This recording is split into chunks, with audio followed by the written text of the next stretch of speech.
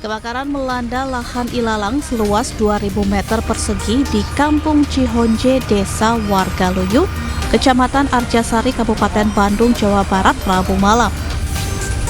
Kondisi diperparah tiupan angin kencang yang membuat api semakin membesar dan merembet ke tumpukan limbah karet industri setinggi 10 meter yang berada tepat di bawah Gunung Batu. Lokasi kebakaran yang dekat dengan permukiman warga membuat warga sekitar panik dan khawatir api merembet ke rumah mereka. Ini itu yang terbakarnya sampah, limbah sampah dari pabrik kertas papirus, dikelolanya di sini. Jam berapa itu Pak terbakarnya? Kejadiannya mungkin dari jam 11 antara jam 12 siang. Petugas gabungan tengah melakukan upaya pemadaman dengan menerjunkan 4 mobil pemadam kebakaran. Api berhasil dipadamkan selama 5 jam. Laporan dari warga itu alang-alang Pak ya. Ketika kita sampai di lokasi ternyata alang-alang dan ada tambahan dari sampah Pak ya. Betul. Dari sampah sama ada sampah karet. Ya, kemudian itu agak-agak lama itu mungkin dari sampah karet Pak. Agak-agak berat itu untuk pemadaman. Luas yang terbakar berapa itu Pak? Untuk keluasan ada sekitar 1 hektar Pak ya? 1 hektar. Tidak ada korban jiwa dalam peristiwa kebakaran ini, namun belum diketahui pasti penyebab terjadinya kebakaran. Dari Kabupaten Bandung, Jawa Barat, Erik Fahrizal, iNews melaporkan. Pemirsa, kami awali Ajus pagi hari ini dari informasi kebakaran hebat yang menghanguskan 2 rumah di Desa Lopat, Kabupaten Semarang, Jawa Tengah, Rabu malam. Api pertama kali muncul dari kabel listrik di salah satu rumah yang tengah ditinggal penghuninya untuk beribadah, di mana kondisi bangunan rumah yang banyak terbuat dari kayu ini membuat api dengan cepat menyambar ke rumah lain di sekitarnya. Warga bahu-membahu memadamkan api dengan alat seadanya. Selang setengah jam kemudian, amukan si jago merah akhirnya berhasil dijinakkan petugas damkar.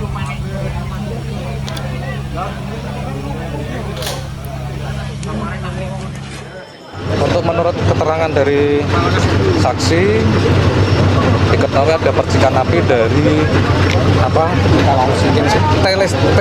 listrik atas. Iya. Jadi juga ini Pemirsa, padang savana di kawasan Wana Wisata Kawah Wurung, Bondowoso terbakar pada Rabu malam, pemirsa. Api melalap padang savana di kawasan Wana Wisata Kawah Wurung, Kecamatan Ijen, Bondowoso, Jawa Timur. Keringnya hamparan ilalang yang memenuhi padang savana akibat musim kemarau membuat api merambat dengan cepat ke sejumlah titik. Petugas dan warga pun kewalahan melakukan pemadaman. Petugas mengimbau kepada para pengunjung agar tidak membuang puntung rokok sembarangan. Api semakin membesar, pengambilan gambar dari puncak Kawah Wurung dan semakin meluas. Ini titik api, apinya semakin besar. Sebuah bengkel dan kios penjual bensin eceran ludes terbakar. Tidak ada korban jiwa dalam peristiwa ini.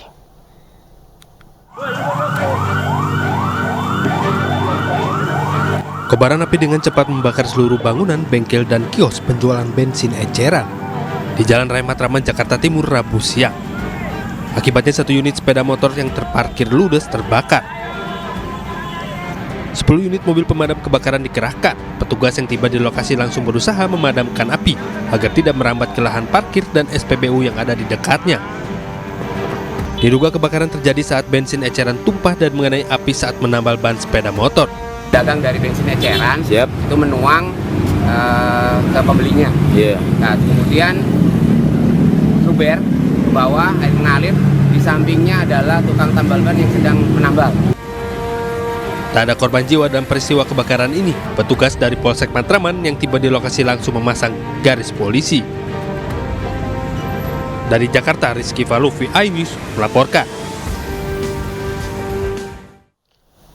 Pemirsa, pimpinan Pondok Pesantren Al-Zaitun Panji Gumilang mencabut gugatan 1 triliun rupiah terhadap Wakil Ketua Umum Majelis Ulama Indonesia atau MUI, Anwar Abbas. Kedua belah pihak pun sepakat berdamai.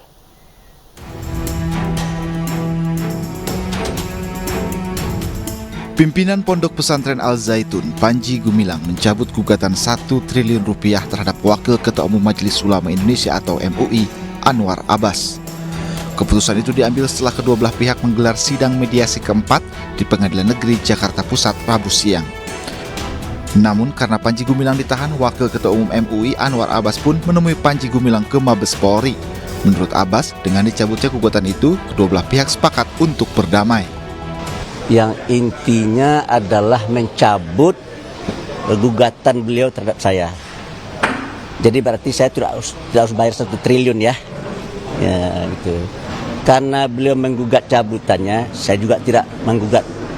Dan saya tidak juga menindaklanjuti lagi. Stop sampai di sini gitu ya. Nggak salah ada lagunya itu ya, stop sampai di sini ya. Jadi intinya adalah dengan dicabut itu maka kami akan saling bermaaf-maafan. Sebelumnya kuasa hukum Panji Gumilang menggugat Anwar Abbas 1 triliun rupiah. Gugatan itu dilayangkan lantaran Anwar Abbas disebut telah melanggar hukum dengan melontarkan tuduhan berdasarkan dari potongan video di media sosial soal Panji Gumilang yang mengaku sebagai komunis. Dari Jakarta, iNews melaporkan. Ditinggal sholat subuh, sepeda motor milik jemaah yang terparkir di halaman Masjid Nurul Fatonah, Jakarta, raib digondol maling. Aksi pelaku terekam jelas kamera pengawas di lokasi kejadian.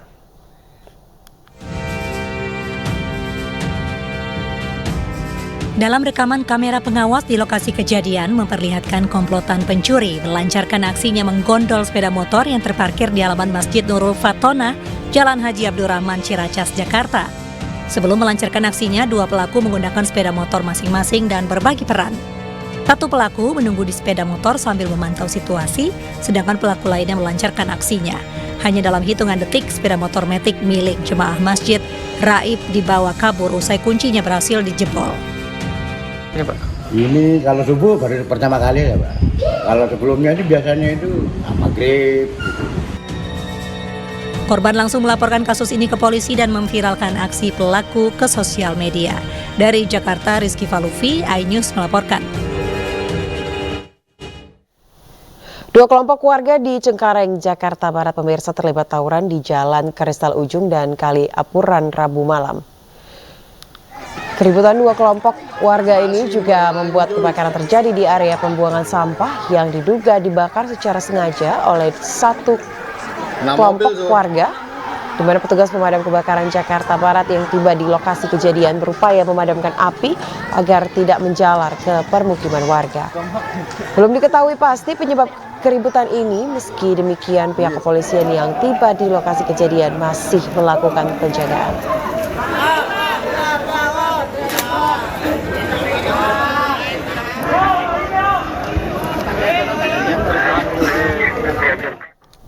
Ratusan warga berdemo di depan kantor Bupati Padang Lawas Utara, Sumatera Utara dan berakhir ricuh. Warga menolak surat edaran Bupati Padang Lawas yang membatalkan pilkades di Desa Ujung Batu Jahe.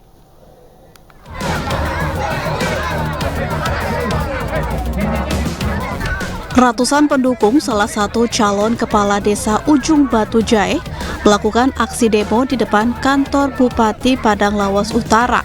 Aksi saling dorong pun tak terhindarkan.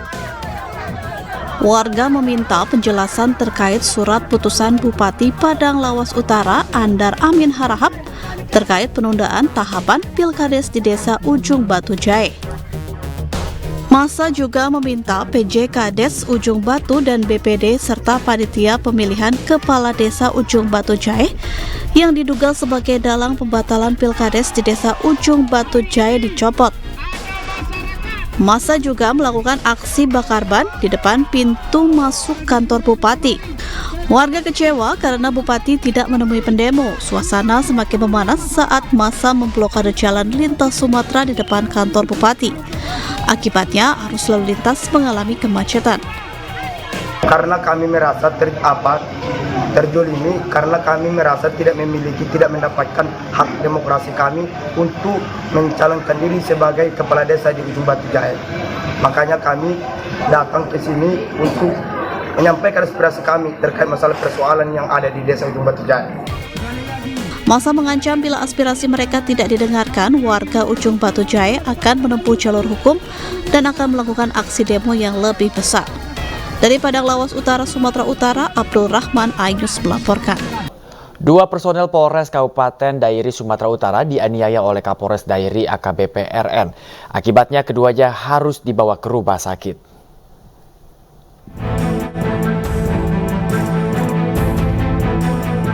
Dua personel Polres Dairi, yakni Aibda Hendrik Simatupang dan Bribka David Sitompul, terpaksa dirawat di Rumah Sakit Umum Sidikalang Dairi Sumatera Utara karena dianiaya oleh Kapolres Dairi AKBP RN.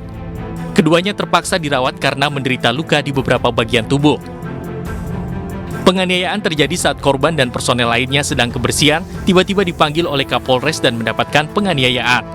Tak sampai di situ, penganiayaan berlanjut hingga di ruangan Propam saat dirinya mempertanyakan kenapa mereka dipukul. Menanggapi hal tersebut, Kapolda Sumatera Utara memerintahkan Kabid Propam untuk memeriksa Kapolres Dairi. Ditampari semua, tampari dengan tanpa alasan yang jelas. Jadi pas giliran saya mau setelah ditampar, saya tanya apa salah kami komandan. Jadi Kapolres Pak Rerat Nenggolan tidak terima, langsung beliau mau menyerang saya, mau memukul. Ada saksi yang udah diperiksa, Pak? Ya, ini Propam lagi mendalami. Ada berapa, Pak? Propam sedang mendalami. Informasi awalnya, Pak? Iya, Pak. Belum. Ya, kita belum menerima informasi awal secara detail, makanya Propam sedang mendalami ke sana. Terkait penganiayaan, Pak? Terkait dengan apanya, itu yang juga didalami oleh Propam.